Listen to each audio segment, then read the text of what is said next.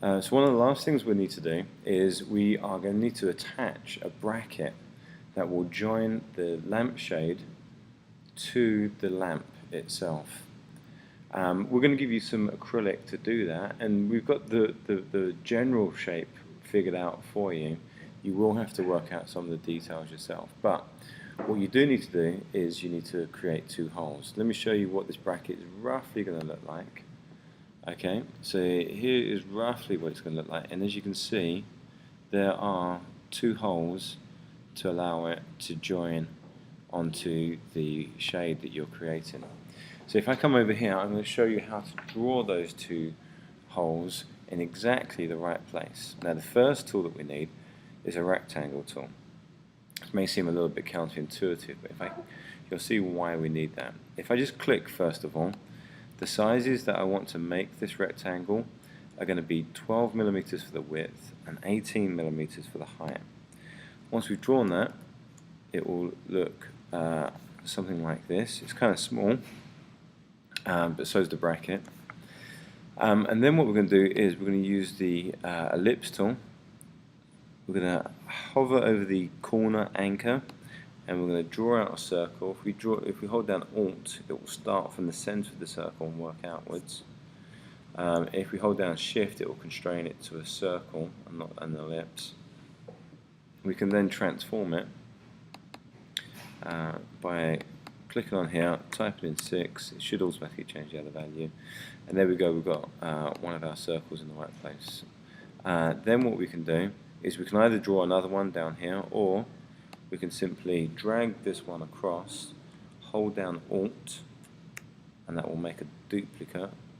Okay, and then we've got two circles.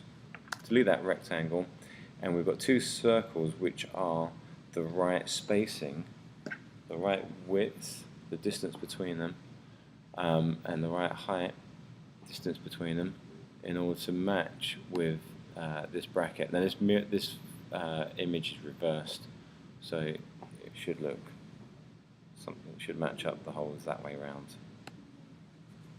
Now that we know we've got the two holes in the right spacing, what we now want to do is to decide where we're going to attach this bracket. Now we could, in theory, place it just about anywhere.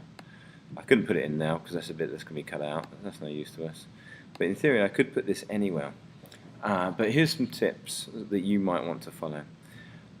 We've found that so far the best places to put this have been on the seam, the place where when you roll this together and it overlaps. That's a really good place to put it. And since there's already some holes there, we can just put them right on top. We can put it so that one of the holes lines up with the hole that's already there. Okay, and all we're doing is adding a second hole to it. What that means is you'll use less rivets, because one rivet will hold it in together as a cylinder and will help to hold the bracket in place. Now if I've just placed it on top of it, so there's actually two rivets there, so two holes there, so I'm just going to delete one of those. Okay, and now if I copy and paste that, I'm going to need to have a matching set of holes over here on the right hand side as well. So if I just drag that across and then drop that in place, let's just zoom in and make sure it is in the right place. Okay, now you can see that we've got a matching set of holes on this side now. There's a duplicate, so I'm going to get rid of that second copy just to make it clear what I've done now. I've taken that second copy and deleted it. Now you can see that the bottom hole crosses the edge of the material. That's fine. What we can do is we do as we did with the mouse hole, and we can simply just use the Pathfinder tool and just cut that part out. But now we know we've got matching holes on the left and on the right that are the same spacing to match the bracket we're going to be using later on.